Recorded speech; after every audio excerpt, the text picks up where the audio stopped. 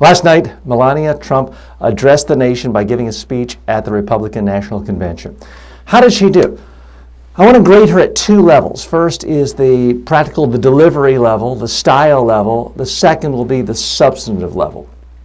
On the style, the delivery, the mechanics, I give her an A+. Folks, it is difficult to give a speech in front of an audience that large, knowing that everyone in the country a lot of people around the world are watching you, tens of millions, if not hundreds of millions of people watching around the world.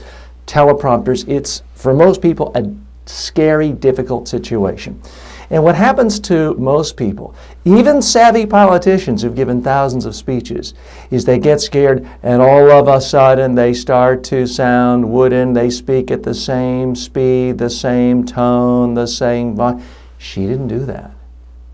She came across relatively conversational.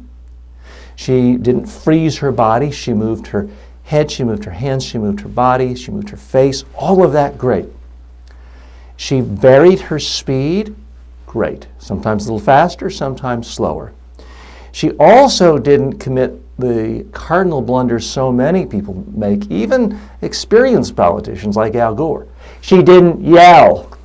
A lot of times people get up in front of that many people. Psychologically, they feel like they need to yell in order to be heard, and it comes across as shrill. She didn't do that, so she was clearly rehearsed. She came across comfortable, confident, polished, relaxed. She might have been extremely nervous. In fact, I'm sure she was, but she didn't project that. Beyond that, and sorry to sound superficial, but this is how a lot of people are judging men and women. She looked fantastic. So at the delivery level, the style level, the mechanics of speaking, I give her an A+. Now, let's switch over to the substance. This is truly a bizarre speech, a bizarre situation, in that a speech like this basically writes itself. You have a speechwriter come in and ask you a few questions. So, tell me about a time when your husband showed great loyalty to you. Show me about a time when your husband really sacrificed something for himself for the betterment of you or your kids. Tell me what it's like living with him day to day. Does he bring you coffee in the morning? This speech had not a single solitary story about Donald Trump. To me, that is truly bizarre. And that's why I've got to give at the substance level of the speech an F-. Now, since the speech came out, many commentators have noticed that there appears to be some plagiarism, or at least some bizarre similarities between this speech and Michelle Obama's speech 8 years ago. That part doesn't even bother me because she didn't steal the good parts of the speech. What bothers me is the speech is so abstract, so generic. My husband is strong. Donald Trump is strong. He's forceful. He gets things done. If you closed your eyes, you could imagine a first-term congressman who had never met Donald Trump giving the exact same speech. And that's a big problem. Furthermore, the speech the congressman gives, it sounds like a 22-year-old staffer wrote it the night before.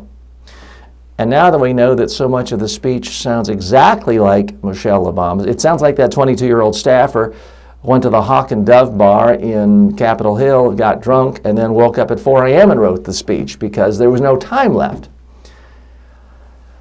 Folks, part of what you look at in a speech is figuring out, what are my goals? What am I trying to accomplish? Presumably her goal is to make people like Donald Trump more, feel comfortable about him. I mean, the big knocks, regardless of where you are on the political spectrum, conservatives have noted this, is that Donald Trump seems like a complete egomaniac, someone who never thinks about anyone other than himself, someone who is never selfless, someone who's never loyal. So the fact that she didn't come up with a single story of talking about how Donald put her first, or the kids first, or the family first, is truly bizarre. And that's why I have to give the speech an F-. Again, I understand many of the critics are giving her positive reviews. Those who aren't are fixating on the plagiarism thing, which I'm not as troubled by. I just think her number one goal was to make people feel like Donald Trump is a human by sharing real stories, real examples of how he is on a daily basis at home, living with this person.